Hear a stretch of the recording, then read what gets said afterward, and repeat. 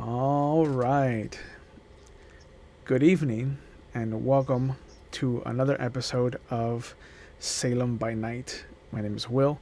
I'll be your storyteller as always, and with me tonight are the fabulous Brandon Urrutia and Ashley Capot, who last we left off, and I think I'd rather let them describe it just for the sheer joy of watching them count down their travesties. I think let's go and introduce the two of them. And could you please remind the audience where we left off?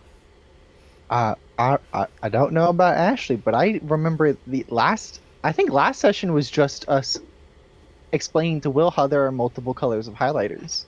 Yeah, and that they didn't just come out in the 80s. I think in the 80s, there was only one color of highlighter. This is a bold move for you to do, given what's happening on Thursday and the current position that you're in. Your walk? Are we highlighting our trail? Like, what do we need? Why does it matter? So,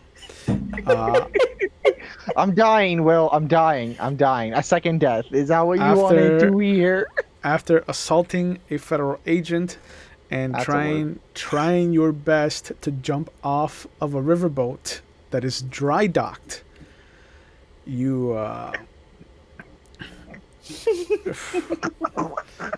what a failure that was. You got away from the crime scene that you left.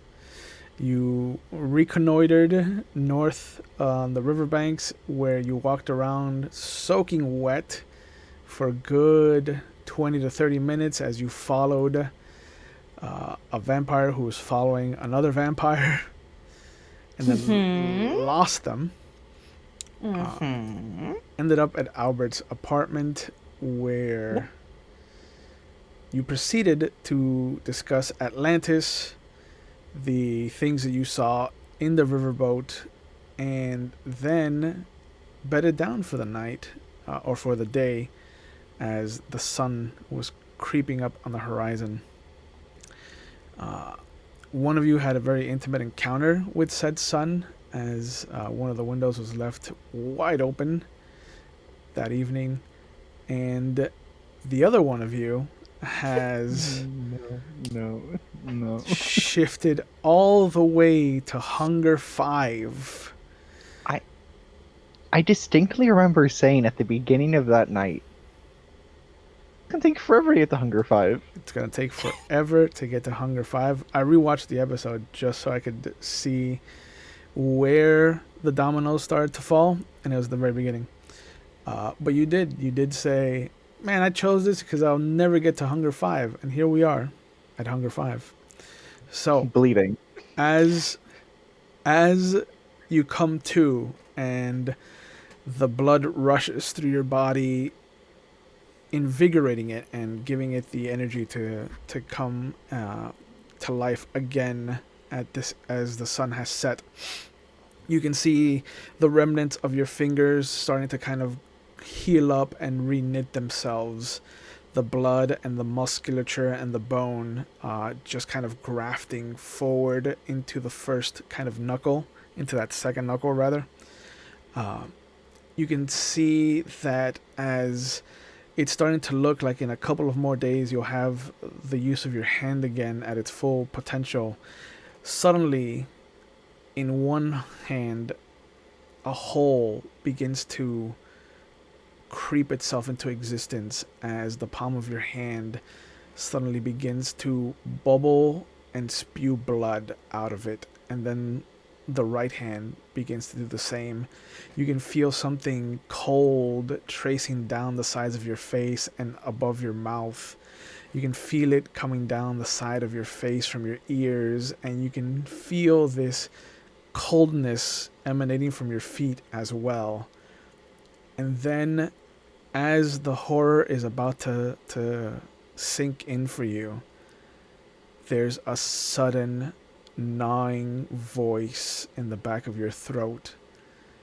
And that hunger, that thirst that you've managed to keep at bay for some time is now full on in your mouth. There is nothing but sustenance on your lips. There's a need like you've never had before. You are so enamored with this idea of just filling your gullet and your throat and every possible way that you can ingest this vitae, this life-giving essence, that you hear a cat rustling outside. You can hear Connie stirring in the bathroom where she had locked herself in. You can hear the sounds of chairs moving from your neighbor's apartment as and the sounds of like silverware hitting the plates as they've just finished dinner probably. You can hear your other neighbor just kind of walking around, the music just a little bit louder than normal, but you hear all these sources of blood, and instinctively you start to move forward. Where are you going? The cat. You step out past the bathroom where your hand almost reaches out for the knob. You can feel just the slight pumping of blood coming from the other side of the door, but you also know that that's not warm, that's cold and used blood, and that might slake your hunger, but not like you need, not like you want. And as you step forward, your hand slowly sliding on the wall, you come out into your living room, and beyond, from the same window that shocked Connie into life during the day, you can see on a low-hanging branch just a cat licking its front paw and kind of making direct eye contact with you. And for a moment, all you see is its black stripes contrasted on its orange fur, and then you start to kind of imagine what its circulatory system looks like, where the veins might be, where its little heart might be pumping from in its chest, and you just hear it. It's impossible for you to hear it through the window, but you hear it just as if it was right next to you, just wow. And then you hear again the chair slide on your apartment to your left. You can hear the sound of the broom sweeping the room in the apartment to your right, the sound thumping of the radio playing whatever song is popular at this very moment, but the words are lost on you, the rhythm is lost on you, and only the thumping of your heart and the gnawing of that thirst are the only things that matter to you. Where are you going?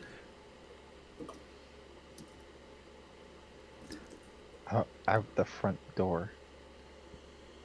You turn to your left and your hand still on the wall, still sliding as you move forward. Your eyes are locked on the cat as you've walked this hallway so many times. You know this hallway. And you come up to the front door and it opens with your good hand. You reach out and you open it, and there's this wash of the sound from next door, the cars traveling on the side road.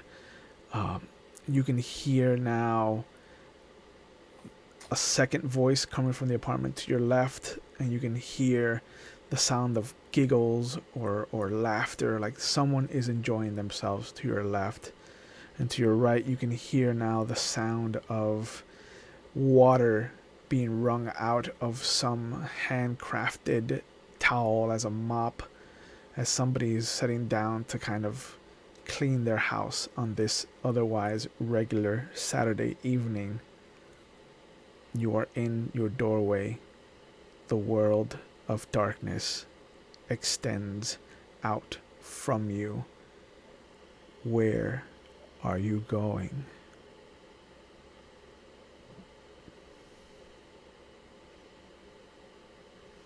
Is the music coming from the left or the right? The music is coming from the right. The laughter is coming from the left. It sounds like two people enjoying their own company, enjoying life, what they mean to each other. I'm gonna go to the right. Okay. You take those few steps and you come to the door that just reads your neighbor's number. And at some point you might have remembered what the name is on the mailbox, but right now you don't care. That time is a different time. And this is now. And now only the hunger and the thirst matters. Where are you going? I'm going to knock on my neighbor's door.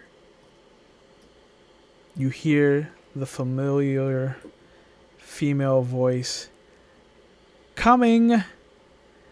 And you can hear the sound of a wooden rod being placed against the wall.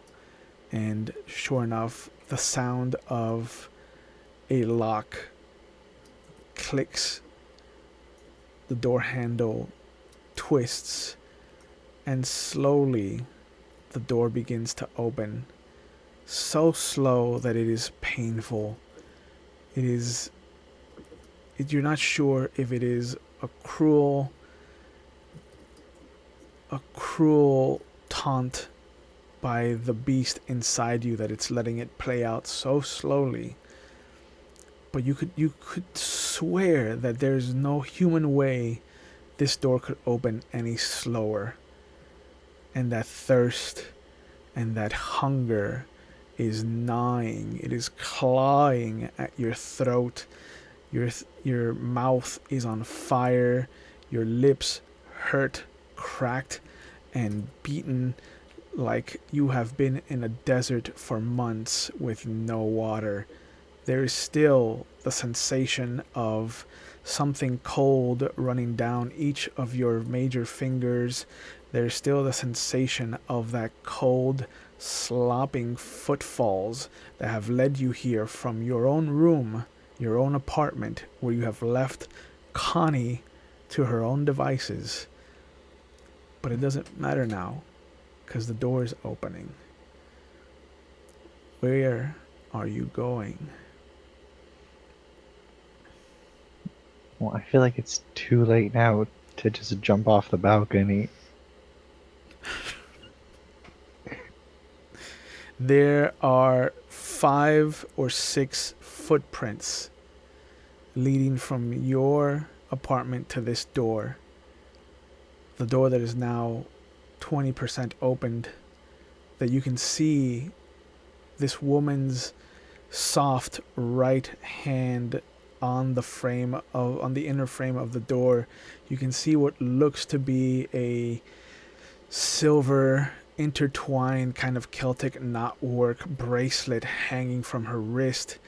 You can see the beginning of some kind of orange or yellow or red tattoo on the inside of her arm. Something artistic is lingering just beyond this door.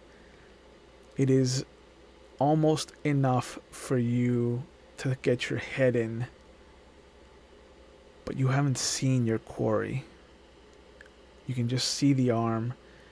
You can smell the detergent they were using to clean this house. You can smell it just trying to intermingle itself with her perfume, her musk, her just natural musk.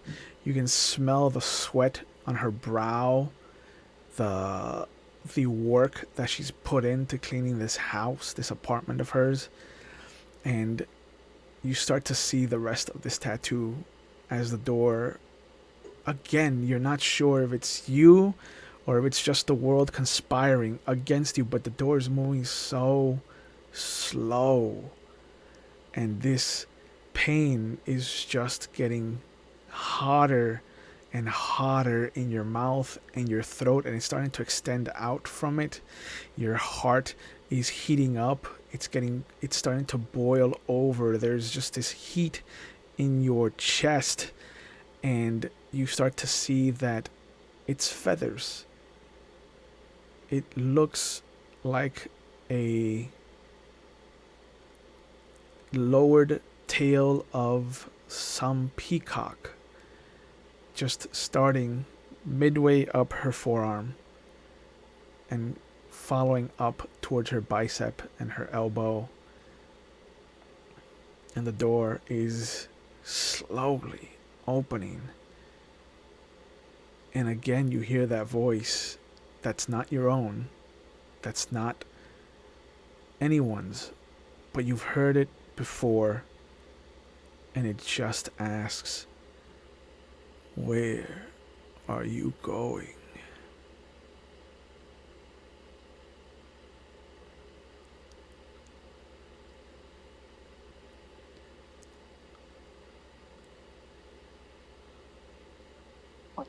Well, I suppose it's dinner time. I like how Albert suddenly got southern. Yeah, he's retreating into his American self. Yeah. In the door now, you can see the beginning of a shoulder. It is more than wide enough now for you to just kind of barrel yourself in if you needed to. But you can see that there is this torn sleeve that has kind of been shortened or cut short or ripped short down to its very seam. The tattoo is in fact of a peacock, just in a colors that you've never seen, in a vibrancy that you've never seen. And you can see now, intermingled with these colors, are the greens and blues of this woman's veins, just running down her arm and disappearing at her wrist. But the milky white skin is just sitting there, waiting to be taken. And you can just hear her voice just slowly playing out in your ears. Who is this? And it's just everything has slowed down for you. And the only thing that continues to pump at its full speed is the blood coming out of your hands, the blood coming out of your feet, the trickle of tears coming out from either side of your eyes, the nose bleeding, the ear bleeding. Everything else is just pumping at its full speed, just racing until you do something to stop it. Are you going to stop it?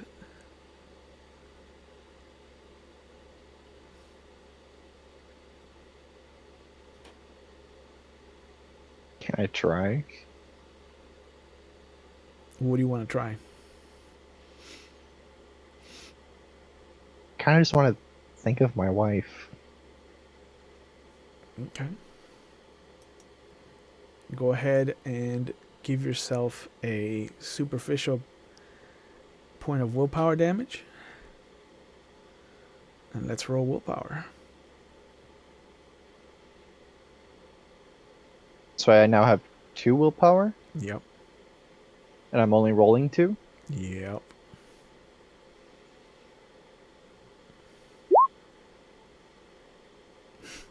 Okay. 0. So you try to summon whatever images of your wife you can. You try to remember the evening before when Connie was looking through your wedding album. You try to remember what she looked like in her wedding dress, what she looked like in the backdrop of Rome behind you. You try and try as you might. You don't remember what she looks like.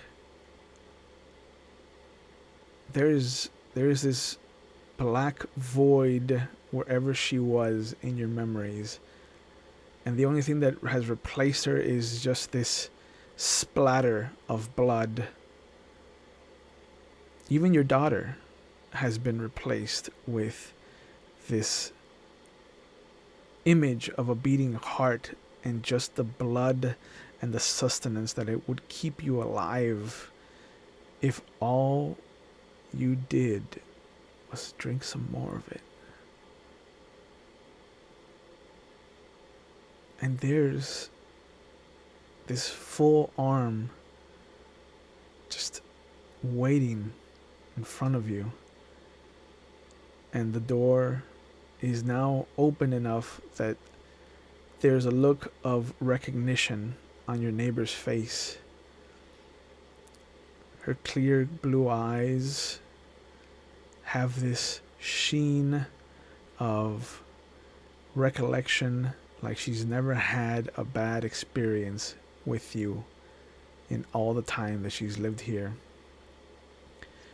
You see that her otherwise light brown hair has been tied back in a ponytail. There's a couple of strands just kind of fallen in front of her face where she's exerted herself to that point. There's a little line of sweat that kind of darts up and down her brow line. There's a little sweat mark that comes down the right of her face. There is this clear view of this torn neckline that kind of hangs over her left shoulder. There's just this large shirt that's just had its sleeves ripped off over a small kind of undershirt, and then these very tiny athletic shorts that do nothing but show off her white skinned thighs, and just this, and you're not sure if it's you in your current state or if it's always been this way, but you can see the spider web, beautiful intricate design of the veins across her legs and thighs and her shins and leading down to to the little silver ring that she wears on her second toe that you never noticed until now. She might have been no more than 25, 26. Just this straight out of college young girl who's trying to do the best she can do.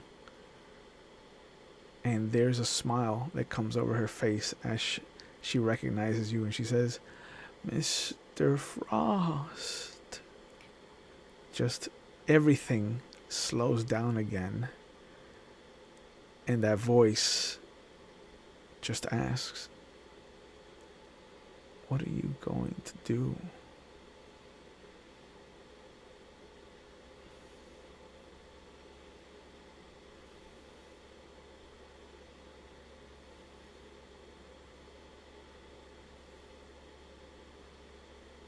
Can you help me?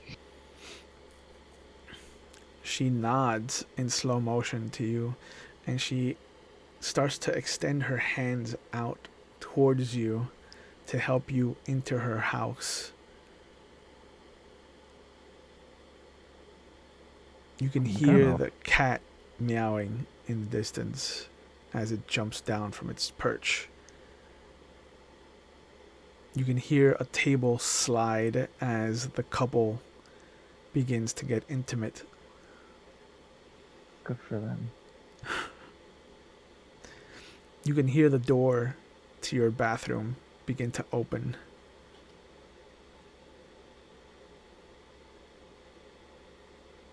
And then her warm fingers make contact with your skin, and she gasps at the blood. And you can see that there is shock. There's fear that's starting to come over her. You can smell it. Oh, how it tints the blood. Fear. You haven't had fear before, Albert. Why don't you indulge now? I'm gonna ask her if I could have something to drink. She nods vehemently. Can you close the door behind me? Okay. There's a satisfactory click as the latch catches. I am going to try and fall into her. Simple enough with your one strength. Yes. And I'm just gonna... I got permission. If that's how you want to feel it. I'm gonna bite into her neck and then not completely drain her, because this is my neighbor. Okay. So you She's fucking feel the effortlessness of your fangs just piercing into the skin of hers. You can feel that gush of blood, that essence that keeps you going, just start to trickle its way down your throat. And immediately your hands wrap around her like a jealous lover, and you immediately start to remember what it felt like to hold your wife, the love that you would show her whenever you had her in this same embrace, and that blood begins to make you feel so good. Albert, this is all you've ever needed.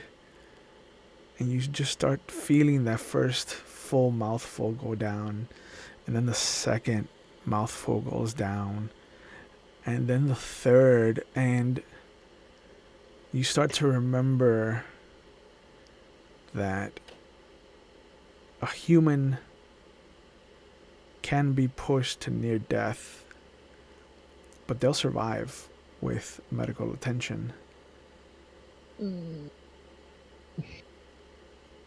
I'm not killing. I'm not. I'm gonna. I'm gonna go as far as as I need to. I'm not killing my fucking neighbor. Let's have you make a willpower roll. Oh, my 2 fucking willpower. Let's go. I'm not even gonna look. Oh wait, I have to look. 1, 2. I'm not even gonna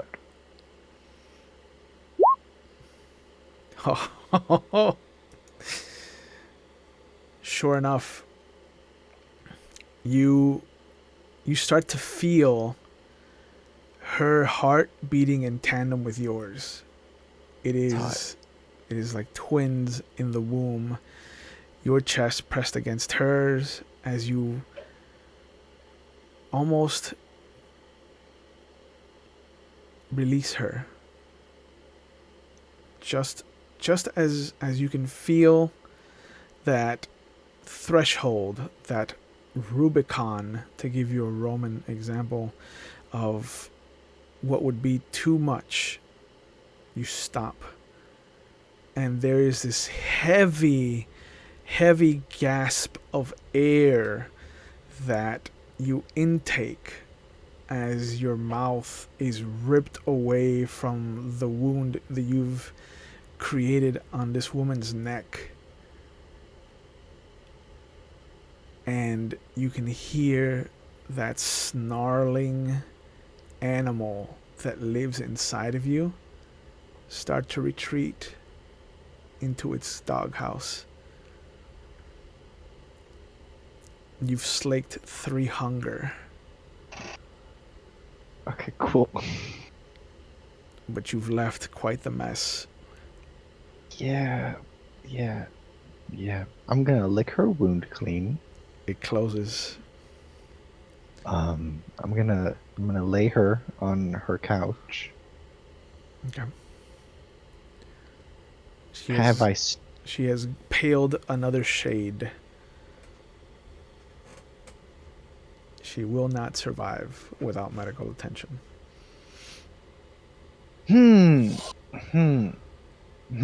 Connie! Start knocking on the wall. My hands healed, right? Not completely, no, because you still No, have. but like I'm not bleeding out of it anymore. The stigmata, as quickly as it came, has disappeared. It's gonna be There great. was never It's gonna be great. the only thing that has left any residue is the blood where it fell. So your fingers are bloody, the palms are bloody, your face looks like a bloody version of the crow. All right, well, hold on. I got a question for you. Yeah. If I begin the process of ghouling her, will she live? That is a question to be asked. This would be the first ghoul you have ever constructed.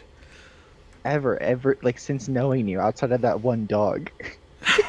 Well, since you were turned by Isabella, you know that she had ghouls.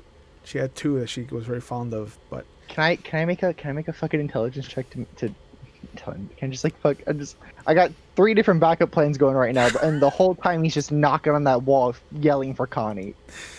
So Connie, you can, as you come out of the bathroom of Albert's apartment, you see bloody footprints leading out of his bedroom.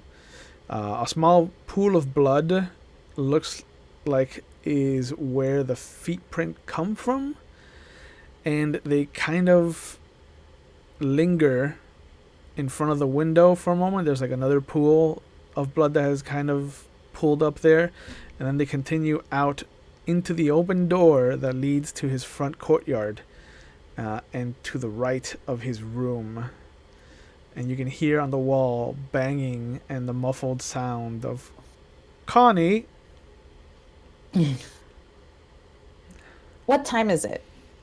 It is just after sundown, so you are looking at about 7:45, almost 8.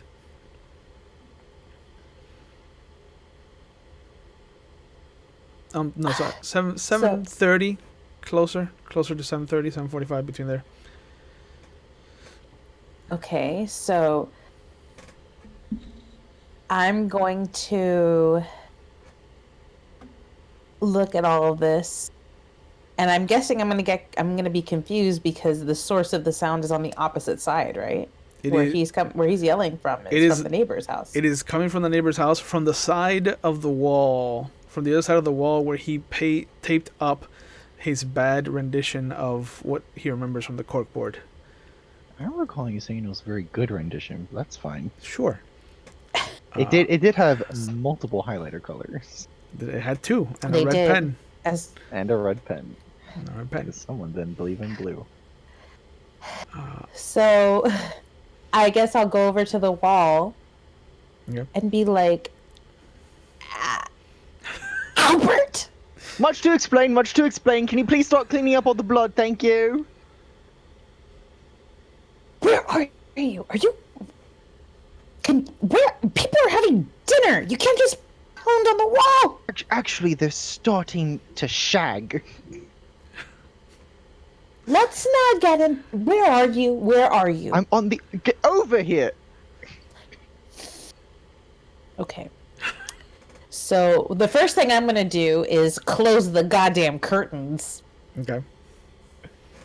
You can see that as you go into the And kitchen then- to close the curtains, there looks to be a duo of cats that have just kind of like meowing back and forth at each other, like there's a courtship happening. And then you see another pair of cats kind of come over, and in the back here, in the back courtyard between the buildings, you can see that there's like a little bit of a sand pit that's been dug out, and there's just these wild cats that kind of live out there. Okay. There's a den of cats. Mhm. Okay. Great. What hunger are you rocking? I'm at Oh, hunger too. hunger. Yeah, you're fine. You don't need to eat a cat. Yeah, I'm not in the cat. I am excited to know that I can. Yeah, you could eat a cat. Yeah, no, I'm not. I'm gonna go. I have the energy to go figure out this shit first, and then we can decide what dinner is. Sure. Okay. So you're gonna follow the bloody footprints out and into the courtyard. Follow the Britishman's blood. Follow the I Britishman's guess I blood. really don't have much of a choice Mhm. to find the man that bleeds. I mean, I know that I haven't seen him bleed, but the blood is the only thing here. Yeah. So I have to. I'm gonna carefully follow it, unless because I guess in my head I think it has to be a human, like, or something like that made its way in and out. Maybe a victim that didn't escape. Yeah. I don't know.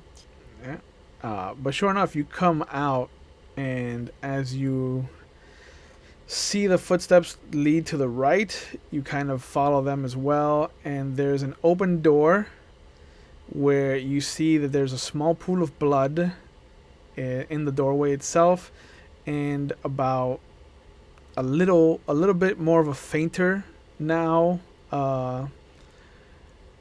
couple of footprints leading over to where Albert is currently standing, barefoot, with bloody feet and hands and just this bloody face. And there is a woman who is laid down on her couch that he's standing over her, and she looks like she's a ghost.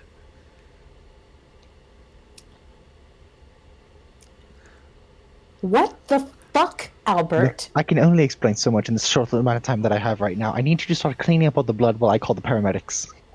Why are they on your? Where are your shoes? Where? It is How? I bleed. When I'm very hungry, I bleed. What? Would you want from This is a thing?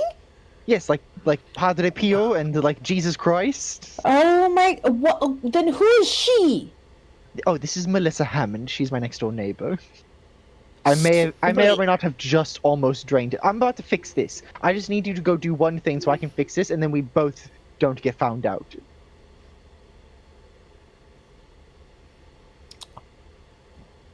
Yes? Okay. Thank you. Thank you. I just want you to know that I could have eaten too. Just saying. Oh, I didn't want to eat Melissa. She was a very Well, nice neighbor. you know, some of us are hungry too. Well, we can It's go. fine. I'm still hungry. We can go fix this. After all this, just. Okay, so I go into. So I just frustratingly just walk into. I walk into her bathroom. Oh, she has a bucket with suds and water, and Bucket and a mop. and a mop that because she was about to wash her apartment, clean up her apartment. Okay. All right, cool. So then I'm gonna take this bucket and I'm going to just throw whatever liquid is in it on top of the stains that I see. Yep. And I guess I start mopping, and while I'm mopping, I'm just grumbling and looking at Albert, and then I ask,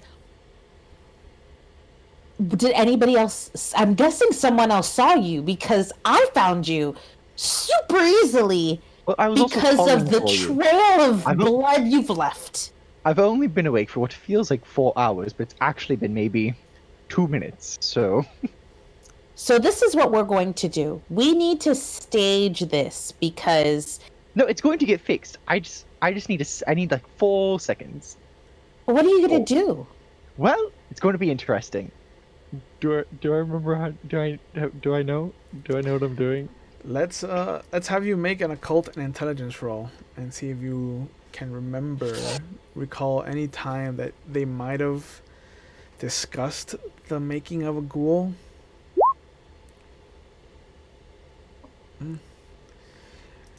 You know historically that ghouls can be fashioned from vampiric blood, Mm-hmm.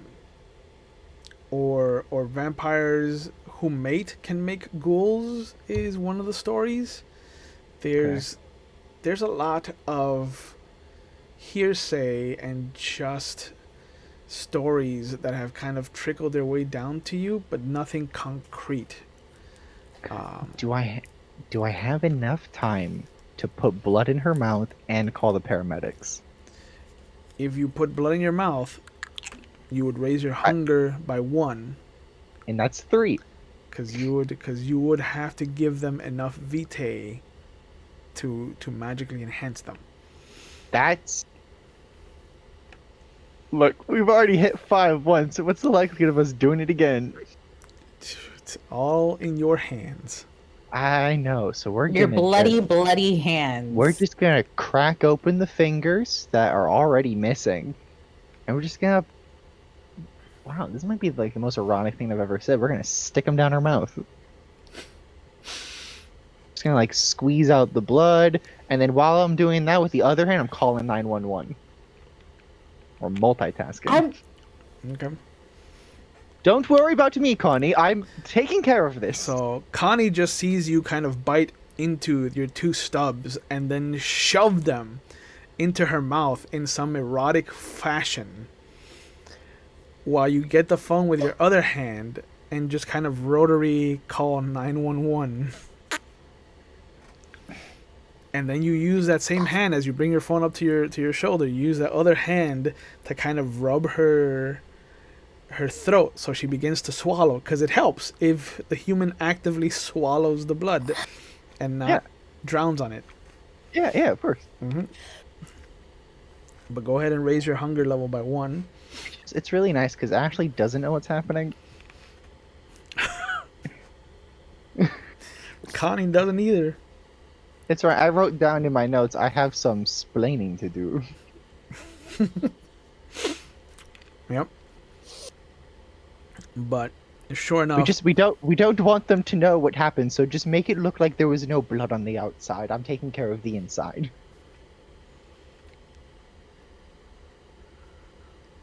I'm waiting for the operator to pick up. It's a busy night for 911 for some reason. I need an explanation. I am not going to touch another goddamn thing in this house until you tell me why you shoved your fucking fingers into your neighbor's throat. Who's clearly dying. It's called saving her life, Connie. How are you saving your life? No, I need an explanation. I am not cleaning up another thing. I will just run out this door. I Has cannot. Joshua not cannot. taught you anything? No, apparently not. I don't know what this I'm is. schooling her. You're soothing her? Schooling, or at least I think I am. Just trust me, Connie. I've not let you run so far. We are becoming a very nice Okay. pair, you and I. You haven't let me run. You haven't let me run. No. You haven't let me run. We Why can you spend the run next so long? 20 minutes. But I know that you're doing something stupid, so I'm going to clean this up. All right. Don't talk to me. I won't. Yeah. But sure enough, you hear the dispatcher come on. She's like, 911, what's your emergency? Oh yes, my name. I just came in to check on my neighbor Melissa Hammond over at 2264 Sunnyview apartment 20. She's on my right, so 202. She seems to have fainted. I went in to go check on her because the music was loud and she hasn't turned it down yet. What's the soonest you think you can get a paramedic out here? Is she breathing, sir? Is she fucking breathing? Yeah. Yes, she's breathing. Okay. And you say that she fainted. Do you see anything that might have caused this to happen, sir? Or is it? The floor's a little wet. I'm not sure if she hit her head while she was mopping or something. She's very pale. I've dispatched a unit to go check on you, sir. They should be All right. there. They should be there within 10 minutes. 10 minutes. All right, thank you. All right, thank you. Of course. All right. And they hang up. Cool. All right, we have 10 minutes. I'm gonna go wash my hands and feet and eyes. I just want to take care of that. All right, this is gonna go exactly as I planned. He just walks by you as you're mopping the floor and just exits the room. All right, Connie. So here's what's happening. I have. I don't think 10 minutes. The police? No, the paramedics. Oh, the paramedics. Well, yes, this young girl might die if she does not get the medical attention. Go. I am. Let me. What do I do? What do I do? Do I have to like? Do I throw the mop? I'm just gonna throw the mop in her direction. Did you clean up all the blood in the visible outside area? No. Okay. All right. Yes. No. Yes? You clean. No? You've been cleaning the apartment the whole time. I've been cleaning the apartment. I haven't cleaned anything outside. No, I haven't done anything outside. The courtyard. The Okay, courtyard is fine. still a mess. Let me get the. What? Okay, I'm gonna grab the bucket and I'm gonna go to the sink and I'm gonna start filling it with water. Okay, because there's still. Okay, all right. Hold on. Okay, so in Melissa's fucking apartment, that's now clean. Yes, her apartment is as clean as possible. As clean as she left it. Come on. No, it could have been cleaner. There's a dark spot where you pooled the blood from when you were feeding. But otherwise, Where is it? Like on the couch, on the floor? there's a half a footprint on a rug. That's Cool. I'm gonna sat. put her body on it. So here's the thing, though. You called the paramedics, Yes. so that So means you have to stay here because the I'm washing- paramedics need to come here and talk to you. That's why I'm washing my hands. And So who the feet, fuck am I in this scenario? you're going to go into my apartment and say Yeah, that I am gonna go to your apartment. we just need to You didn't tell them I was here. I didn't for a very good reason, Connie. Right now, while I'm fucking laying her on the carpet, trying to make it look like she's covered in this blood. You hear outside, "Mommy, look! Somebody spilled jam." Connie. Oh God! All right, I'm gonna grab the bucket. I grab the bucket that now should have water in it. About halfway full, yeah. Close the fucking door. About halfway full. Close the door. Okay. Yeah. No, And- no. I need to find something to wear. I don't know who these. If there's children and their mommies out there, I need to look like the neighbor. You're wearing clothes. Yeah. And as I you know wearing clothes, as, but I need to put on like a jacket or something. as you Oh, my daughter say it. My daughter. As you look out, you can see that there's a little boy who's maybe about 10, kind of standing over where the footprints start outside of Albert's apartment, and a mother looks to be about maybe 60 feet away in the parking lot, pulling groceries from a car. Okay, I'm not going out there. Yeah. Not going out there. I'm not going out there. No. Okay, fine. Give me the mop. Give me the mop. What am I gonna do? Just take care of the girl. Oh, little boy, I don't live here. Well, we probably live here, but I'm just cleaning up the job. Just watch Melissa, all right? I'll go outside. You haven't had a chance. Okay, well here, take. And I give him the bucket. You haven't had throw a, it there. you haven't had a chance to clean yourself, so you're gonna walk out there like a bloody crow. I can't go out there, Connie. You know what? Fuck it. I fucking dip my hands in the fucking soap and I just scrub my face. Okay, and I'm gonna go into. Does she have a coat closet? Does she have a coat closet? I don't know. She does. They're not coming in here. They're not going to go in here. I'm that's asking you. I'm asking Joey. Does she have a coat closet? Has a coat closet. Okay, and I go into the coat closet and I grab a coat. Are there any coats in here? Oh, yeah, there's like 4 or 5 of them. Okay, and I'm gonna find what looks like the biggest coat and I'm gonna throw it at him and I'm gonna be like, go! Oh, I put the coat on. You put the coat on! You're bloody! Go on! That's what I did. I put the coat on. Yep. I'm putting the coat on, rubbing my face with water, and then I'm stepping outside hoping the fucking Christ I look decent. As you step outside, the kid looks up at you. There's a moment, and Ari? And you just see him, straight terror, just run off. Shit. They live in 205. And you just hear, "Mommy, Mr. Frost is bleeding from his face." Fuck. I get the inside of the coat and I just rub the blood off of my face. Oh no! I need to start cleaning the floor. I start cleaning the floor. I'm doing everything I fucking can. Just at least just throw water on the floor. That's all you need to do. Just throw water on the floor. Yeah. It's done. You throw the half-empty bucket of water on the footprints that you made from your apartment to hers. Some of the footprints have washed away in the deluge. Nice. There's little remnants of the rest. The inside of your coat is now a bloody mess, as well as it's intermingled blood with soapy water. It's fine. Your face is completely red from all of the rubbing you've done. I'm just so nervous. Your hands still have blood remnants. Your feet for sure have blood remnants. It would take you a good few minutes of scrubbing to get it all out of your... Oh, would you say like maybe 10 minutes? I mean, you're going to cut it close. Does the outside look decent enough to not arouse suspicion?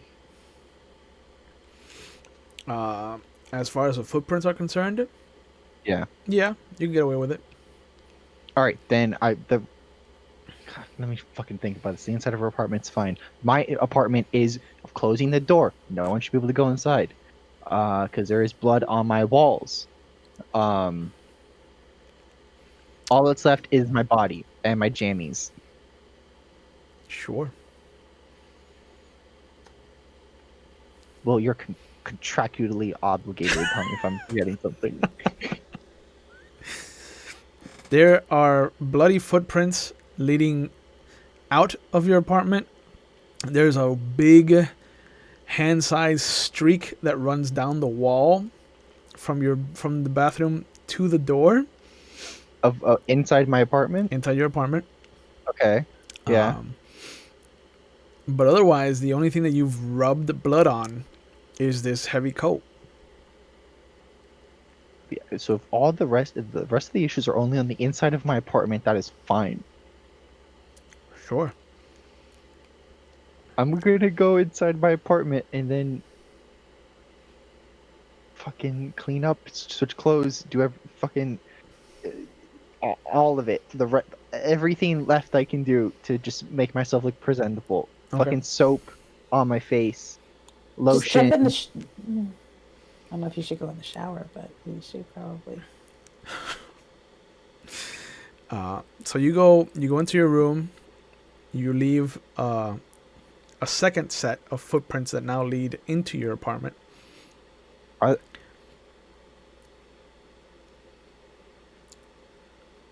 Oh God! You 'Cause you're freeze barefoot. because he's no, barefoot. I'm thinking. Okay, yeah, because you're barefoot and you had blood on the bottom of your feet. Thought I would have tried it. Because stigmata works on both ends of your body part. Oh, I fucking no. I assumed it would be dry. It would have, but you actually walked over the wet pavement that you threw water on. So you've moistened the bottom of your feet in that way.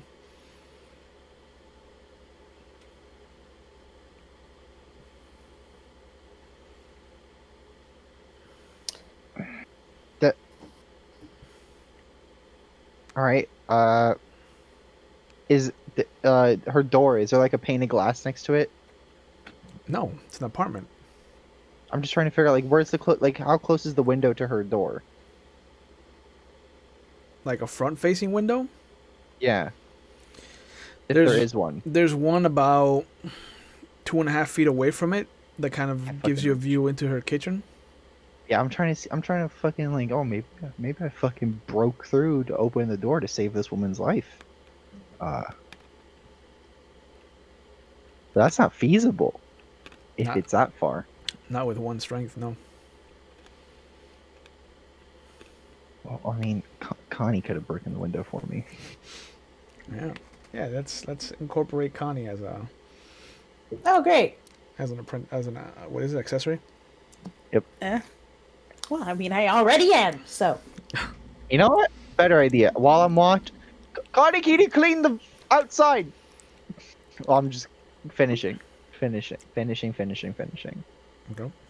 Am I still? I don't.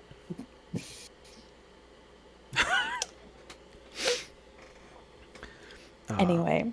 Yeah. So you see, as you hear the door to his apartment close, you can hear a little bit of splashing, and then you can see a little kid kind of come over and peek inside the same kid kind of peek out in the doorway, and she's like, Melissa, we got you oranges. Can you see me? Yeah, you're standing in her apartment. Oh, okay. I guess I'll just. I'm gonna walk backwards into the doorway. He's like, hi lady, who are you? I'm Michelle. I'm here for your orange delivery.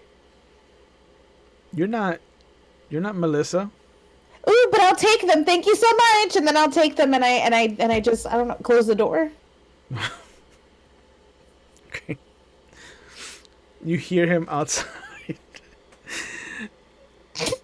Mommy, this lady called Michelle took the oranges from Melissa. And you just hear leave them alone. They're friends. Or Yeah. I'm gonna take the oranges. Yep. I'm gonna put them on the counter. Okay. I'm gonna look at the windows. Are any of these what floor are we on? We're on the second floor? Second floor.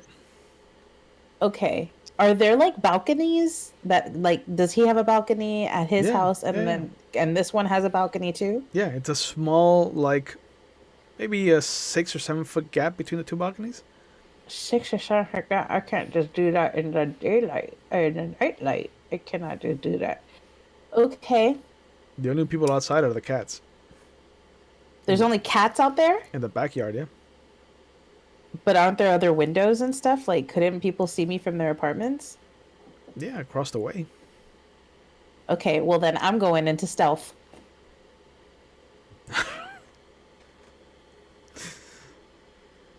I'm gonna run onto the balcony, go into stealth, and I'm gonna attempt to jump from her balcony into his. All right, make an athletics and strength check then for us, please. Athletics and K? And strength. And strength. Oh, God. Yeah. Someone just knocked on my window in real life, and that was the scariest thing that's happened to me in a very long time. That would scare me too. Yeah, right back. Wait, I can't see them. The results. Okay. Oh, 3. Yeah. 3. Okay. Oh, okay. He went to go check. Shall we wait? He went to go check No. on who's knocking on his window. But you easily make the leap from one balcony to the other. Very parkourish of you. And as you vault this side of the balcony, you go over to what would be his sliding door, and it's locked. Okay. So I start knocking. Albert. There's a knock on your sliding Albert, glass now door. someone's knocking on my window in the game. Yeah. Nice. Yeah. Open the door. Open the door. You can hear. Are you? As you walk into the bathroom, you notice that all of your towels are just thrown about the room with no care whatsoever, and that the his and hers are where her wet clothing had been laid on top of the night before. I forgot about that.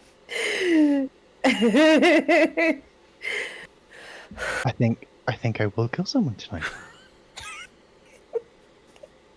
You let someone into your home and they just disrespect you like this? And you can just hear the banging on your sliding glass door.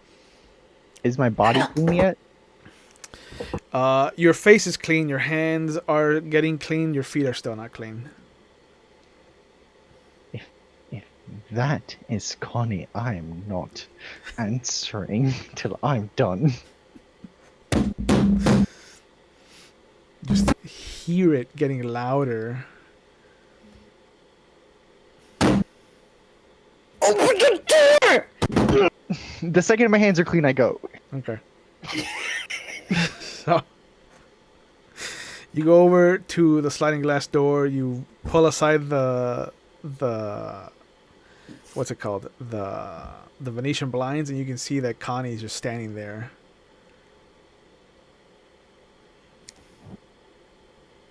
Open the door! Hold on, it gets locked sometimes. Oh, Oh no, it's the bottom one. It's always the bottom one. What are you doing out here? Slide it open. okay, and I squeeze out through it. I needed to get out of there. There was a neighbor boy dropping off oranges for your other neighbor. It's just Harry. He does it every. What day of the week is it? Saturday. Okay. It does. They do it every weekend. It's just a thing that. It's just a thing that they do. That's great. I don't live here, okay? And that little boy has eyes and brains. And he told his mommy that I was there. So you know what? I just left the oranges and came here. And I had to. Seke doesn't care. You don't think he cares? You don't think he's gonna remember that I'm not your neighbor? Oh no, Harry's going to remember. But Jessica doesn't care. She thinks the boy has problems. We discussed it over dinner about a week ago. Oh, It's how very did you? It's very concerning. He's not doing very well in his courses. Oh, is he not?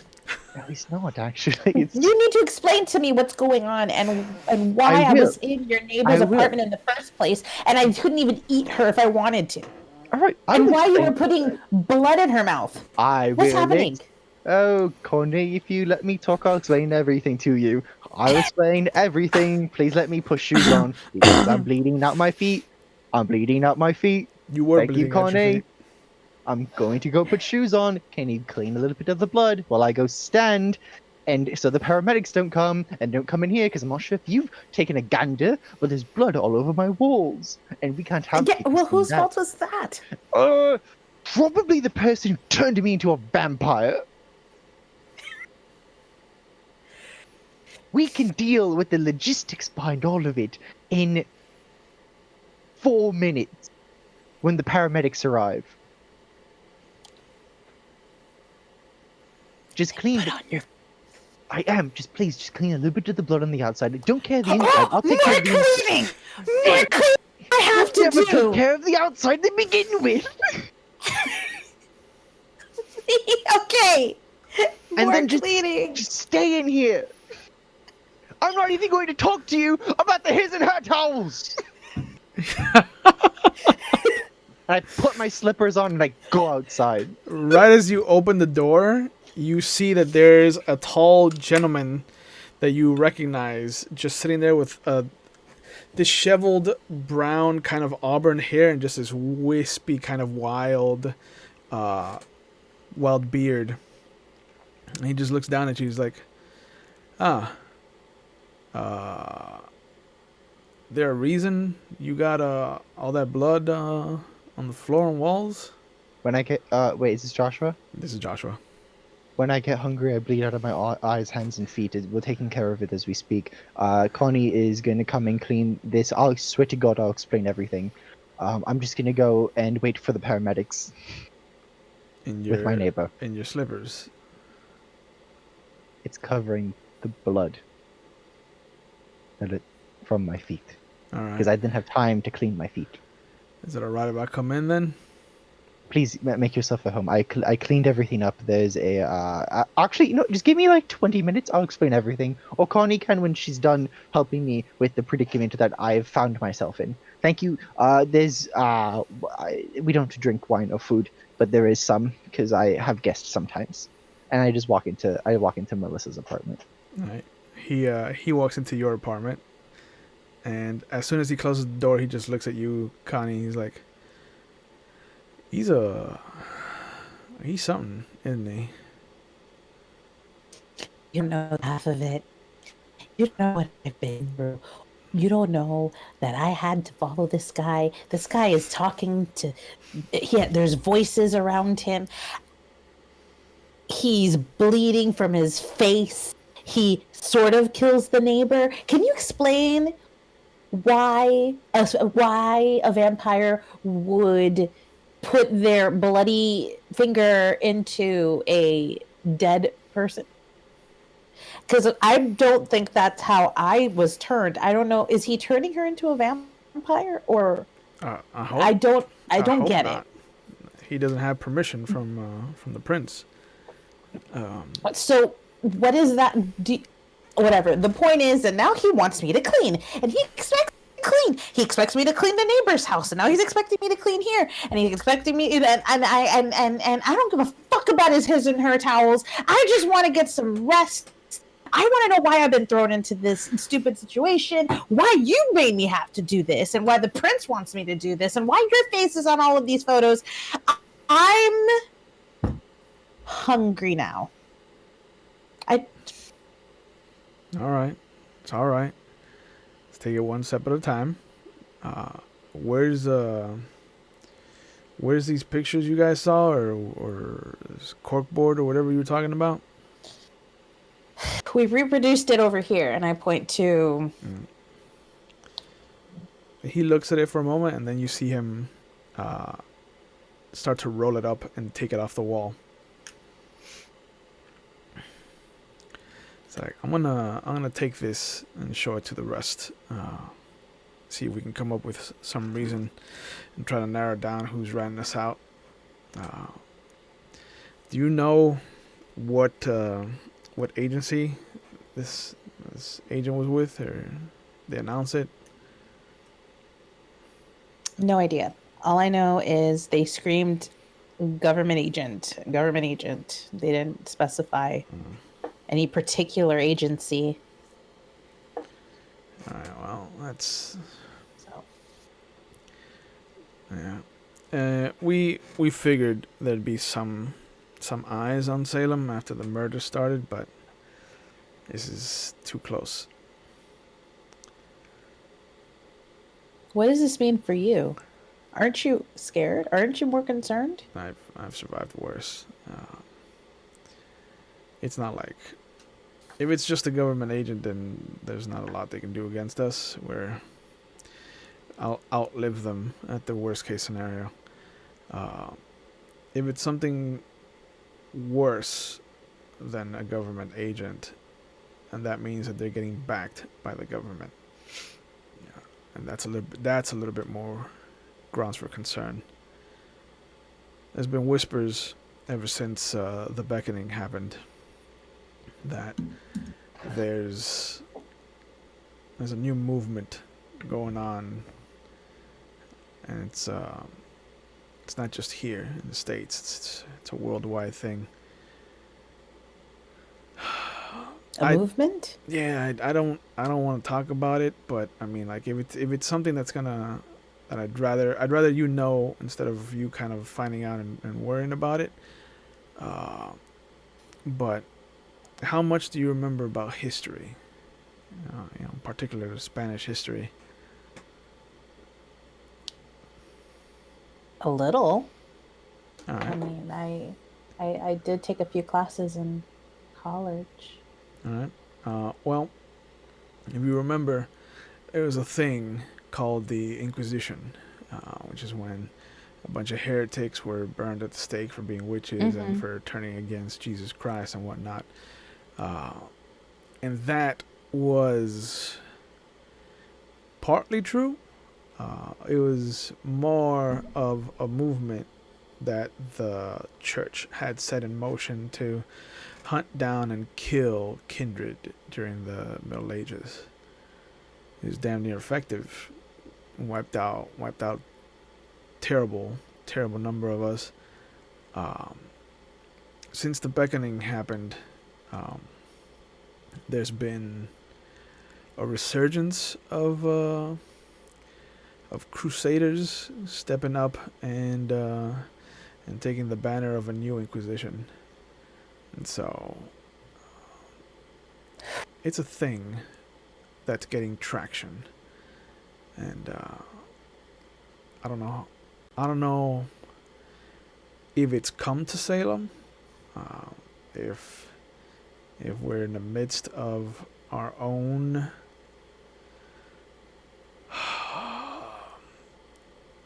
dark ages, but it's something for you to kind of be worried about. In the back of your mind, that's why we kind of set three of you on this whole thing. Where's the other one?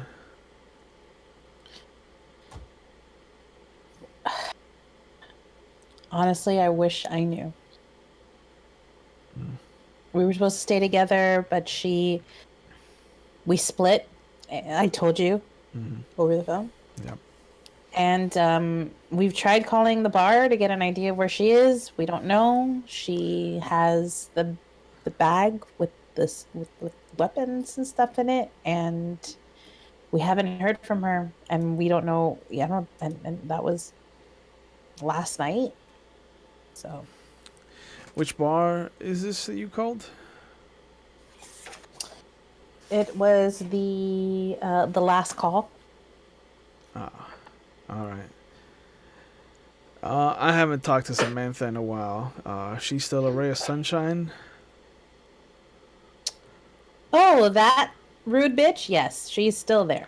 Yeah, it sounds like her. Yeah. She's a member of the Camarilla, but she's as close to being an anarch as it gets. So we give her a bit of space. But I guess I gotta go talk to her now. Do you still have the shell that they gave you? The shell Mm-hmm. from the. Do I still have the shell? It No. was fucking shot into my hand. Yeah, that's how that's how right. Albert got his hand blown off. Yeah, that's right. Yeah. No, we don't because, nope. All right. Did you lose it? Is it somewhere that I can go get it, or Nope. Nope. It is gone. We did you see Albert? You saw Albert, right? That's how we know that the bullets have um sun stuff in it because we tested it on him. but he's still alive? Like he's not. He's Yeah, not but dead. he's missing some fingies. Oh, you guys shot his hand off. Yeah, we shot his hand off. Yeah,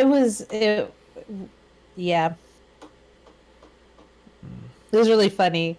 Except he lost his wedding ring, and I don't think he's even thinking about that right now. But it's a big thing. But yeah, it shot off his fingers. So no, sorry, I don't have the shell anymore. It's all right. Do you have the gun at least? Can we get that? Nope, nope. That would be with our friend Jane, sir. The one that's missing.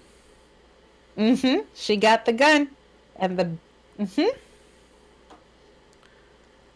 All right. So she's safe, I'm sure.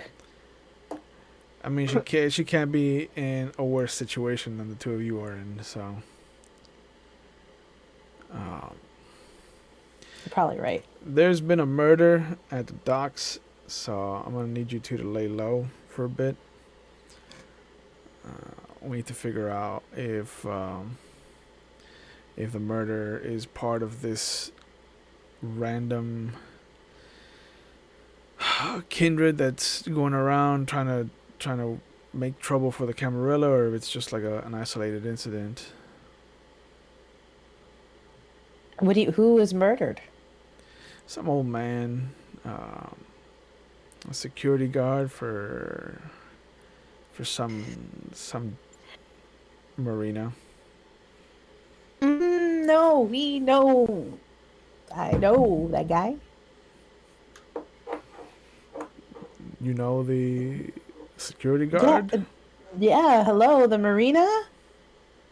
The marina.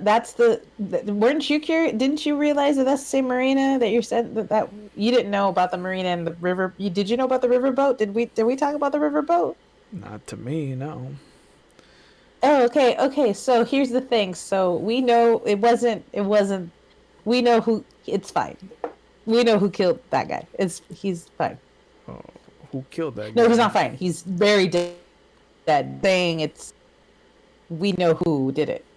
So. Right, right. The problem is that I need to know who did it so I can let the rest of the whips know. Oh, you need to know who did it? Yeah, because otherwise, because we're on a kill on sight order from Sheriff Green. What? You have to kill the. You have. Why? Why? Why would you have to do that? I mean, he was just a security guard. I mean, we're on kill on sight if it's the same one that's been murdering people up and down the river district. Oh, that. I can. It wasn't. It wasn't that person. I don't think. I doubt it. Have you looked around this apartment? I really don't think so. I don't think this is the same guy. Are you saying that Albert is the one that killed the security guard last night? I am not saying he isn't the person. I'm not.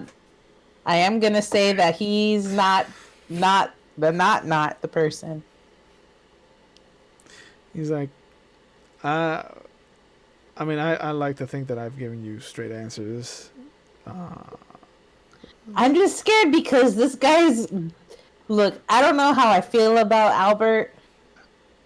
He's a lot of stuff. I don't know. I don't know what his situation is. I just I don't necessarily want anything bad to happen to him though. Mm-hmm. You know? Right. I get you. And we were just on orders from you guys. I don't you kind of killed the guy, if you think about it. I don't recall telling you to kill any security guard members. No, but it was we. Listen, it it wasn't our finest hour. Okay, it wasn't, though it wasn't my fault either. I want to reiterate, I did not kill the security guard, but I'm pretty confident that we don't have to kill who did kill the security guard on site for the reasons that you say. So So the guard is an isolated incident compared to Yes. the other murders that Yep. have been found. pretty much. And it turns out that this Lasombra that you're with is a fucking idiot. Mm-hmm. Mm-hmm. Did I tell you that he wants me to clean his house? Yeah, I mean, that hasn't been happening. No, that hasn't happened because no. I'll save his ass, but I'm not gonna clean his house. I'm not gonna do that. Alright. Well, what are you two going to do since there's paramedics apparently coming over here? Well, he is the one who called them. And of course So he is. he's over there to talk to them. And you tell us, friend, buddy, Josh, because right now we don't know where to go or what to do. We don't know where Jane is. I think that the best logical next step would be for you, if you know Samantha, to maybe Samantha could give you word on where Jane went and we could follow that. You already have the evidence that we found. So I don't know what else you want us to do. Alright. Well, hang tight for now. I think keep a low profile because, the murder last Wait, I have night- to stay here? I mean, it might be better for you to stay together, yeah. Why? Why? Because if I'm a target, I don't want you being in the crosshairs because you're with me. And if you weren't on the board, that means they don't know about you. So, you might be the ace in the hole.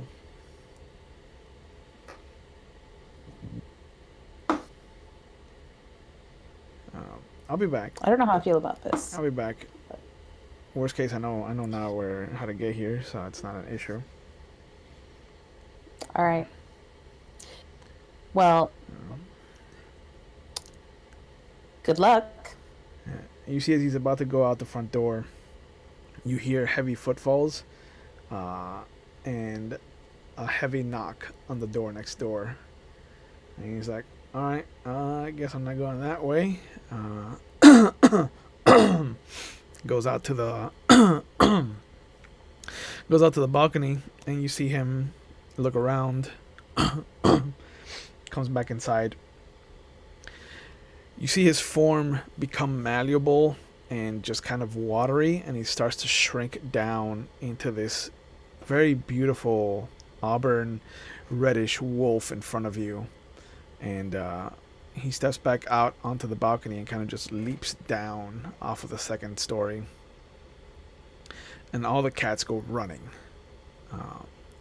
When do I learn how to do that?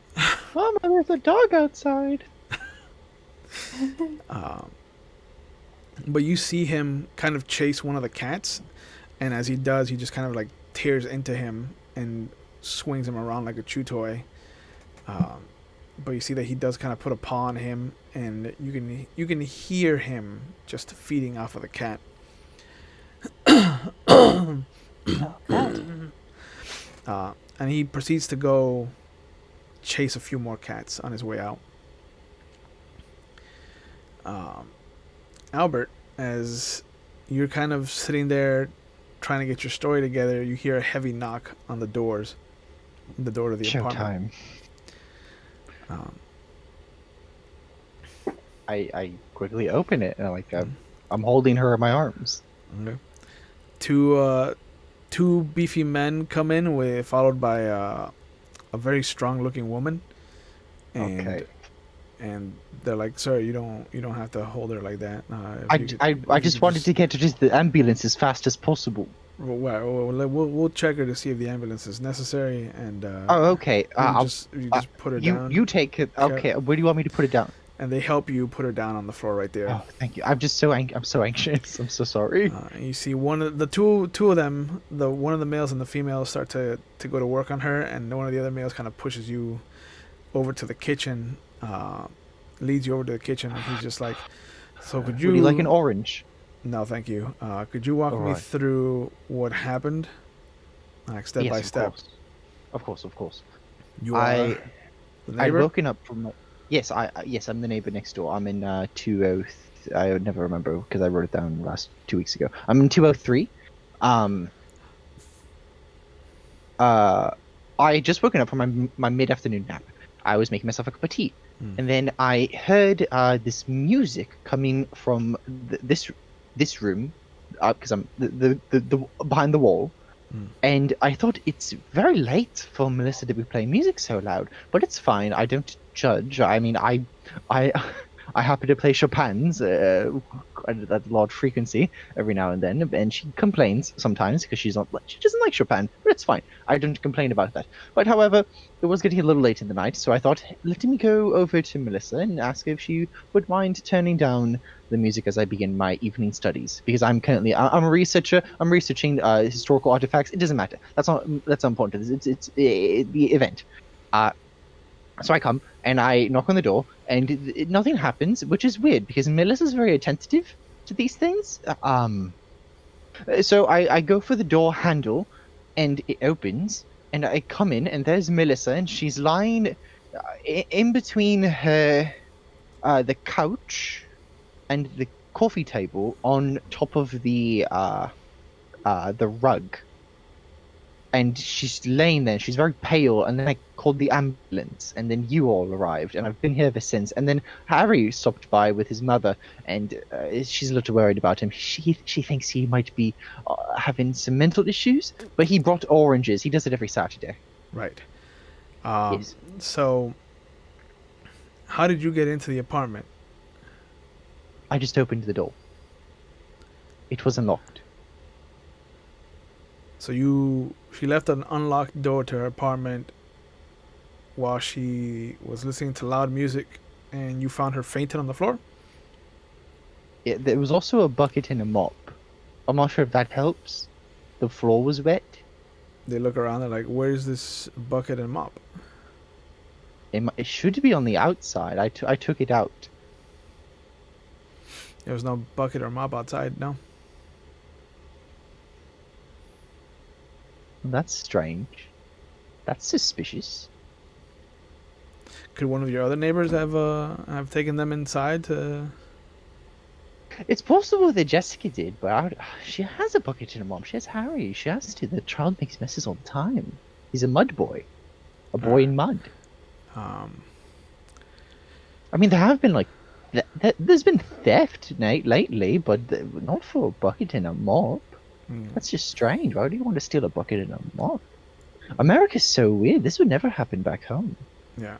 So the other two kind of finish what they're doing, and they're like, "Yeah, I think it's going to be better if we take her in for observation." Okay. If you could, one of them gives you their business card, and he's like, if you could give us a call when you figure out where this bucket and mop is, we'd like to run some tests to see if there might have been some kind of correlation between whatever she was using and some kind of allergy or something. Absolutely, of course. I'll call you as soon as I can find it. Then you see them kind of put her on a stretcher and then take her around to where the elevator is. And sure enough, after a few minutes, you see the elevator come up. They get in, they go down, and you see them wheel her off to to the ambulance.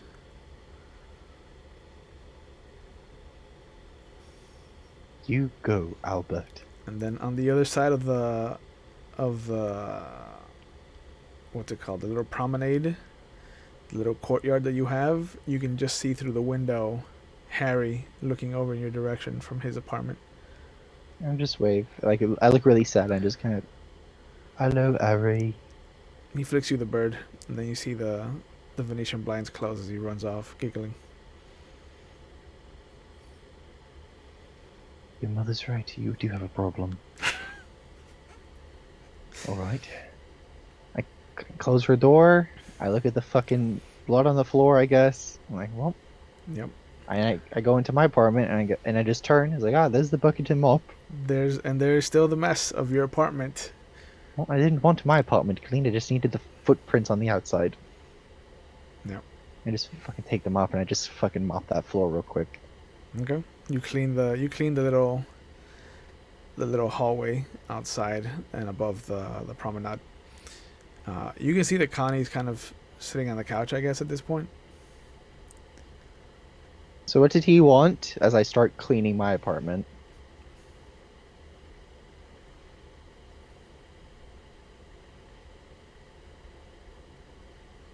You're muted. Connie, you're talking into a pillow. What is it? He took the thing on the wall that you made. Oh, he rolled it up and he's taking it over to the powers that be. All right. And I'd like you to know that remember the security guard?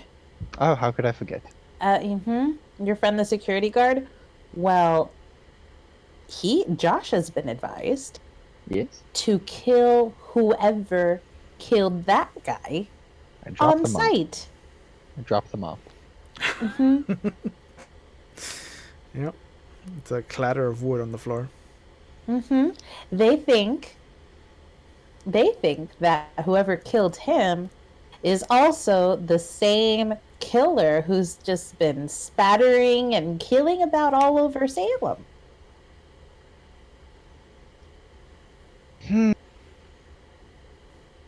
Little do they know. Well, they know. Oh. How long do I have? It seems like that he will be reporting it as an isolated incident and not one that's in relation to the murders that have been taking place. So because they're not, and it is an isolated. Not. I'm assuming they're not. Well, you've seen how panicked I get when doing menial things. So imagine me on a string of murder. Oh, look at me! I'm Jack the Ripper. Oh, murdering people left and right. Oh. Let's talk about the real murder here. My his and her towels, Connie. I told you to specifically not mess them up. So your response to me saving your eternal life is to complain about towels? All right. Oh, I see where you're coming from. Let me just. Okay, hold on. I can just call them back. No, it's fine. I'm going Be through. like, I found all of these trinkets. Do these trinkets look like they belong to the murders? I don't know. Trinkets. I only have like maybe 2 trinkets. It's a pen that was awarded to me when I got my professorship. And okay, well, enough of that. Wife's wedding ring because I took it off her body when. So the point is that he asked for the shell that was in that we shot into your hand. We don't have the shell. This shell? Yeah. He asked for that. We don't have that. He asked for the gun. Oh, Jane has that. Yeah. We don't though. So that's where I'm going. We don't know still, right? Oh, I figured as much. Remember when I called the bar? Yes. Okay, remember when I called the bar and no one helped me? Oh, well, yes, it seems that Samantha, her name is Samantha, that Samantha, that she's part of the Camarilla group.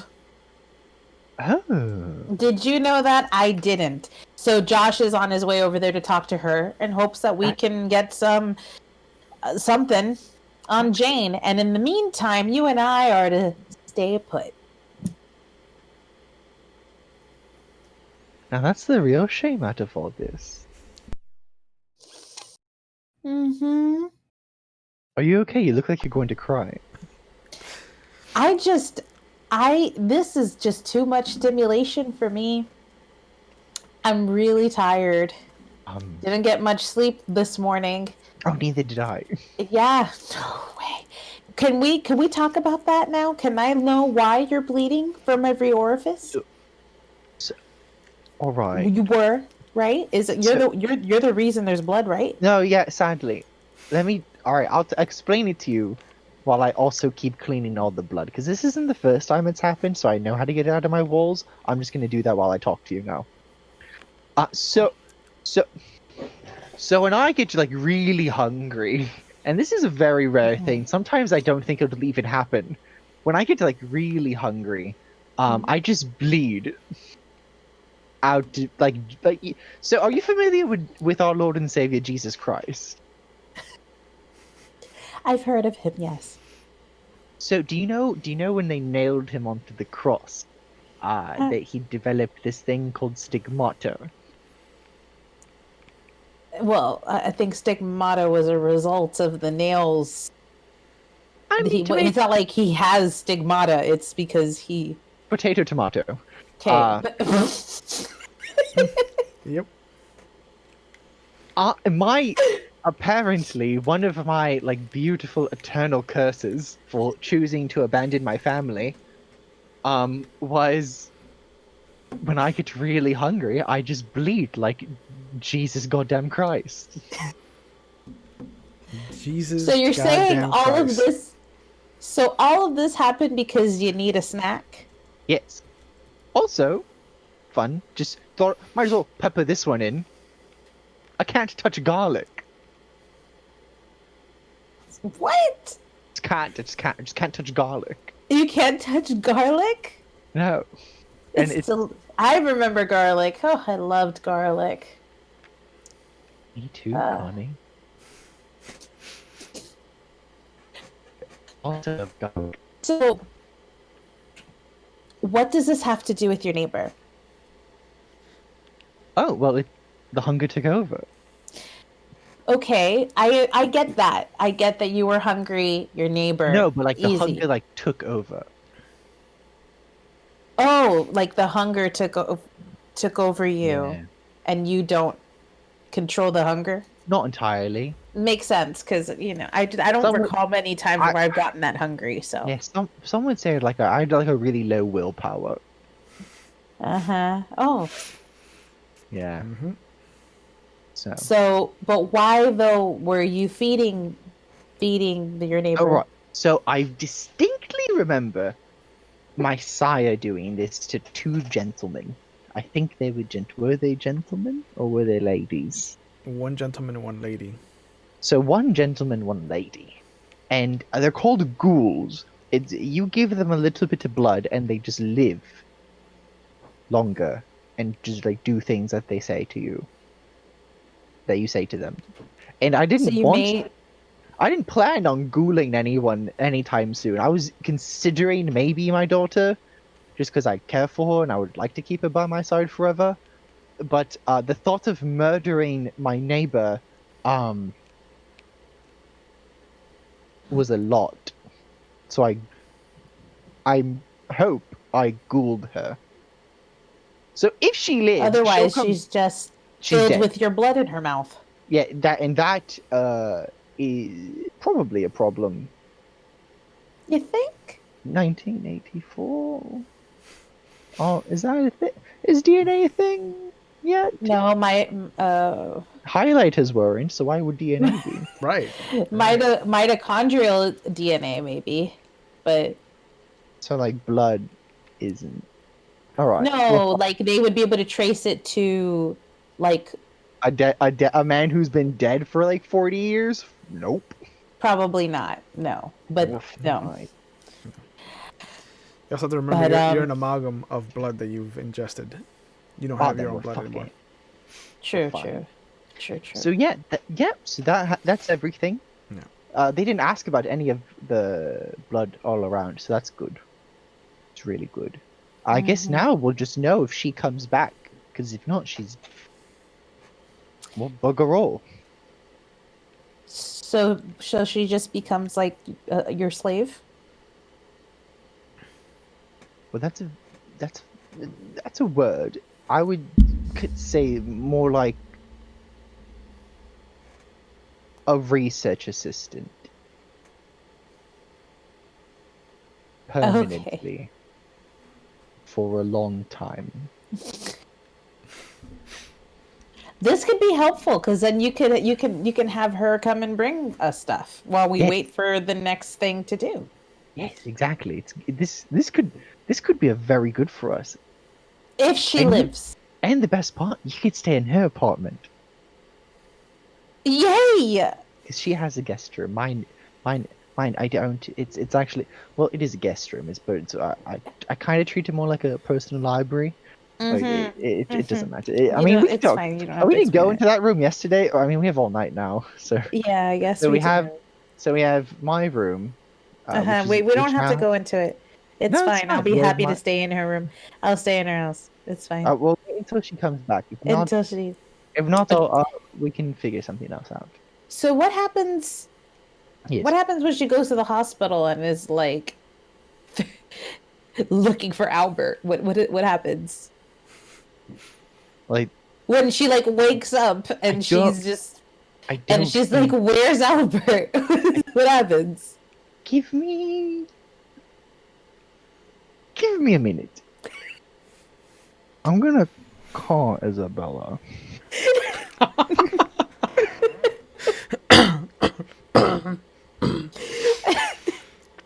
Okay.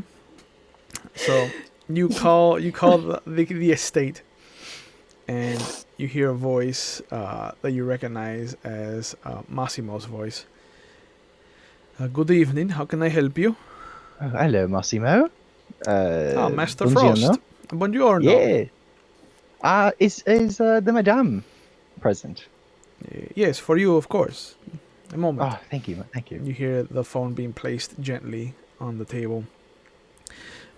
The footsteps kind of moving out of the room, and then you hear the tapping of high heels. The phone being picked up. Alberto. It's good to hear from you. It's been do I miss you? Oh. Tell me, what has happened to you? I think I ghouled one of my neighbors, but I don't know what happens when she wakes up. Wow. What was the last thing that you did to her? I fed. Also, that thing that happened about 2 years ago, it happened again. Oh, did you take notes? Yeah. I did. This time, the bottom of my feet also bled, which didn't happen the first time, surprisingly. How long did this last? Hey, Connie, how long do you think I was bleeding for? I don't know. I was in the bathroom. She was locked in my bathroom. She messed up the towels it doesn't matter. Is this another kindred that you are with? Yes, Joshua's. I would say possibly 4 minutes total. It ended at the time of feeding. No, because I woke up in the middle of the night and I started bleeding. Or the middle of the day. So possibly 4.5 hours. This is a new record, Albert. I'm not proud of the new record, but thank you, madam. But I fed on my neighbor. The bleeding stopped. Did you kill her? I did not. No, I did not. She had little life left in her. I called the paramedics, and I had her swallow blood. Which I believe is the ghouling process. Yes, it is. As long as she is not dead, then you have made a ghoul of her. Um, Okay. Is she going to be looking for me? Is she going to just come yes, home? of course. You are her domitor now. But she's going to like stay in hospital Her and then her come. thoughts will be isolated on the incident that led her to be created. Okay. So she might remember that you fed on her first. Was she conscious when you fed her your blood? No. No. So she won't know why she is inexorably drawn to you, but she will be drawn to you. All right. So are you suggesting I go to hospital? No, you don't have to. You could see how it plays out, Albert. All right. All right. All right. All right. All right. How are you otherwise? They shot my hand off. That explains that card. You got a card? No, I had Tatiana throw cards for you. Oh. Oh no. Oh Once no. once you were part of this coterie. I wanted to see what would happen to you. That did not go that didn't go very well the last time she threw cards for me. Yeah, it has not She gotten doesn't. better. She doesn't like throwing good. I mean, I know it's not her, but they don't like throwing. Oh, I see ghosts now. Oh, you are starting to become a master of oblivion. I suppose. I may have accidentally killed a man. And now I see his ghost. Oh, Albert, you have to make amends then. I asked him what he wants me to do. I don't know. He won't talk back. Yeah, you have to give them a way to talk to you.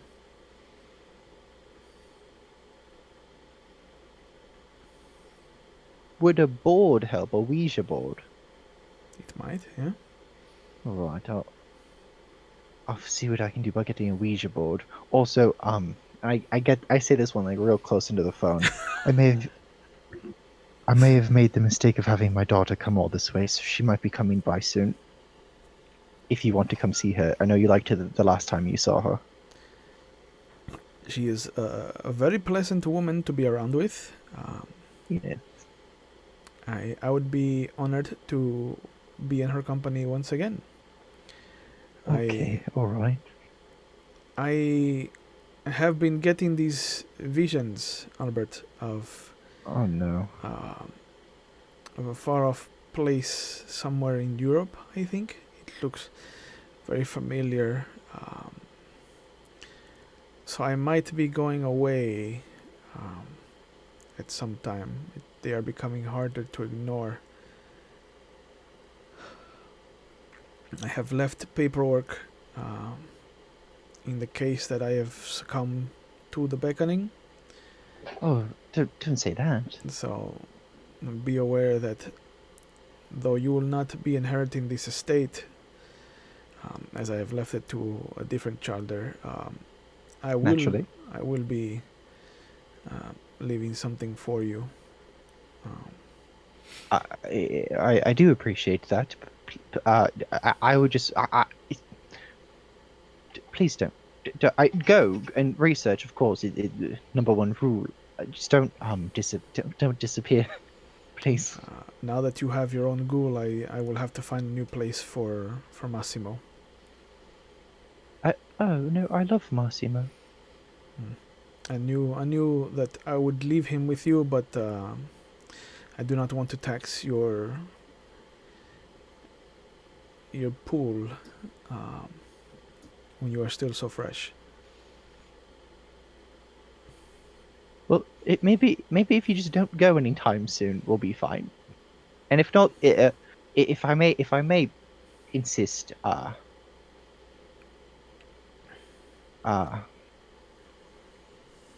Lydia is a fan of Massimo as well, so.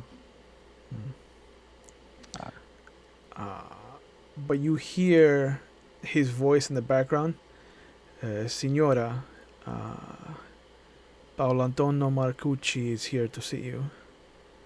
And she looks at you. She's like, Alberto, is there anything else? I have a visitor.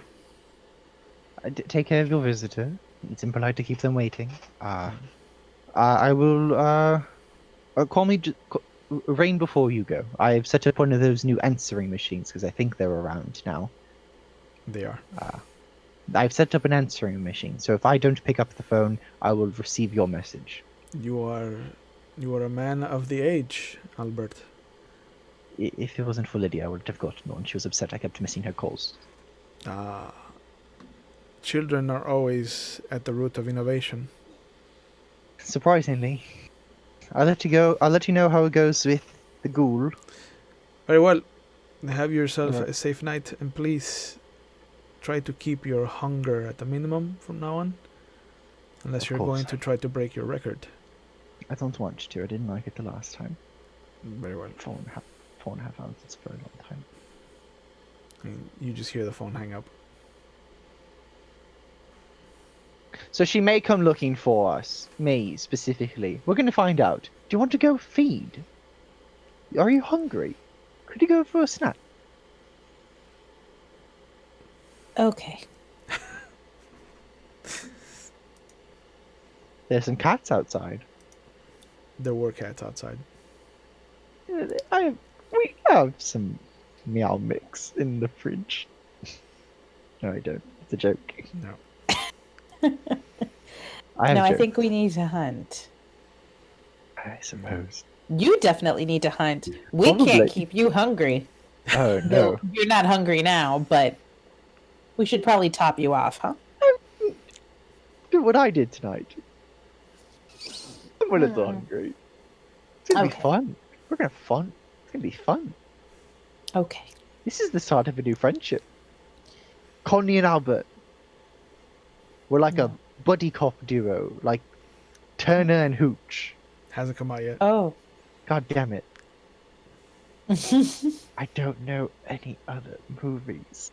Those are that's the only reference you know of buddy cop That was movies. the only buddy cop reference you had in your repertoire to pull out?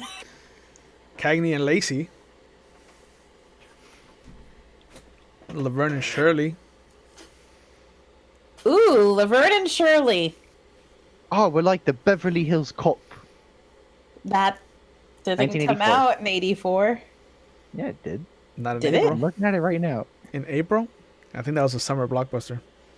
Well, it's fun. Alright, Beverly Hills Cop. And what would Albert know about Beverly Hills Cop? Yeah. April 4th! Did he really? So yeah, so it might be the big talk. We're like, Ooh, there might be. We could go to the movies and we could steal ourselves someone from the bathrooms. yes, we can go watch Beverly Hills Cop again. Like Eddie Murphy and Remember- Judge Reinhold. Remember that you guys have predator styles that you prefer to feed. I'm gonna I don't sit. remember. I'm gonna sit next to someone in the theater and go, "Excuse me, miss, can I have a little? Can I interest you in a snack?" Connie's is the Sandman archetype. Oh, I like to. I get them in their sleep. Yep. Oh, that's right. You don't like a That's struggle. right. I do not. All I hear is someone who's asleep in the theater, and I take care of someone who will let me have something to eat. Do you want to go see Beverly Hills Cop? Oh, Are you sure? With the Eddie Murphy? With I. the You Eddie know, I Murphy. just. That's not a movie people sleep through. Oh, you're right. Let me phone the So cinema. what good Hold is on. it for me? I'm gonna phone the cinema. Why we don't have to actually go to the movies. We really don't. I mean, Dune is currently playing. That'll put somebody to sleep. what's Dune? Oh my god. She says the there's a best film called sci-fi. Dune playing. Do you want to go see Dune? Dune. Actually, wait, hold on. Do you take Lira? You're in your house now. I'm calling the cinema. Yeah, but I'm saying that you might actually have like dollars in your house. Actually, yeah. Let me go loot my safe. Amadeus is also playing. That's a good sleeper. I like Amadeus. Yeah, so do I. But I'm just saying, like people can fall asleep to that. You know that they're remaking Dune. I know. I didn't know that. I'm Timothy excited. Chalamet. Hmm. Timothy Chalamet. I don't know who that is. That Some You don't know dude. who Timothy Chalamet is? no. He was just on SNL. Timmy Chalamet. Yeah, like this week. Like there's a T at the end of his name, right? Like the Chalamets. No, but you say Chalamet. It's like foreign, I'm I not- guess. I'm not I don't know. French. Yeah, it's French. There's also an accent in Timothy. There's 2 E's. Timothy. The Natural is also playing. That's a sleeper. I love the Natural. So do you though. want? So she said she's suggesting, Dune, Amadeus, the Natural. I'm into Beverly Hill Cop. The Eddie Murphy. He's very talented, from what I hear. I read the review. It's very popular. Why don't we just we could also just go, I don't know, we can go to the hospital, go and visit your neighbor, and I can slip in and find someone who seems like they're not fully totally ill and pretend to be a family member. Can we go to the cinema after? I kind of have my whole mindset on the cinema now. It's a Sure, problem. we can go to the cinema after, but we should probably check on your neighbor, right? Your No, we ghoul. actually probably should. We probably should. It's going to be a problem if we don't, probably. It's probably going to be a problem if we don't. Yeah. This is going to be great. I love this. What's happening here? Do you have a? We're like the Eddie Murphy and Judge Reinhardt. Reinhold. I know what I'm saying. You're such a big fan of Eddie Murphy. You don't know who Yeah. his co-stars are? Yeah, the I Eddie thought- Murphy. I actually haven't seen the film. I've only read the paper. Oh my god. You as a Yeah. person probably have never seen Beverly Hills Cop either. I've actually have the record for it. The record for it? The record? I have to take this off real quick. Is it a record? Like a laser disc? I was gonna say, is laser? Like does he have a laser disc player? What if he has a laser disc, but it thinks it's a record? That would be something he does. That would be something he completely has. He's like, look at this record of Beverly Hills Cop. Nah. Nah, son. Nah. You that's need a laser disc. a laser disc player. And they were going for like $4,000 back in the day, boy. I wonder how much a laser disc, like you call it laser disc. A laser disc. ¿Qué es eso? Is that like the soundtrack to Beverly Hills Cop? Yeah. You have this sound. Yeah, why? I mean, cool, Yeah. but this is such a strange thing to have in your room. Yeah, it is. a Yeah, I strange know. thing. It's actually still wrapped in the plastic too. Oh my goodness. Wow. With side 1 has New Attitude by Patti LaBelle. Yeah. Don't Get Stopped in Beverly Hills by Shalimar. Do You Really Want My Love? Does that have a By T at the end Junior. too, Shalimar? No. Mm-hmm. Okay. Emergency by Rocky Robbins. Neutron Dance by the Pointer Neutron Sisters. Dance, bro. Damn. Side 2 has The Heat Is On by Glenn Frey. Oh, the heat is on. Gratitude by Danny Elfman. Stir It Up by Patti LaBelle. She's on this fucker twice. Yeah. Rock and Roll Me Again by The System. And Axel F by Harold Faltermeyer. Yeah, Harold F is a great song. I like that you just glazed over the fact that Danny Elfman wrote a song for Beverly Hills Cop. Yeah, but was it as Danny Elfman or was it as his band? Performed by Danny Elfman. The Oingo Boingo? Right? He's part of Oingo Boingo? That's how. Yes, Damn. he was the lead singer of Oingo Boingo. Don't you know that that's how he met Tim Burton? No, I thought that they were like hatched from the same like rookery. Well, according to the movies that made us, Tim Burton Tim Burton got to know Paul Rubens through Yeah. Pee Wee Herman, Yeah. right? And Paul Rubens was a huge Oingo Boingo fan and recommended Danny Elfman to Tim Burton. Interesting. Mm-hmm. Weirdos, all of them. So, so we go to the hospital. you're going to the hospital. How did we get on this tangent? Yeah. Well, you had the record for some reason. So Yeah, it's so bizarre. super I weird. also have the Superman musical, but that's a conversation for another day. That's for the podcast, maybe. But we will pick up here with you going to the hospital and checking on your neighbor. I want to see what happens moving forward with the situation currently, but we will come to that in a couple of weeks. I have a surprise for all of you next week as we are introduced to a new character coming into Salem and what they might have in store for everyone. Until then, be safe, wear your masks, and please take care of each other. Have a good night, and we will see you in the next episode.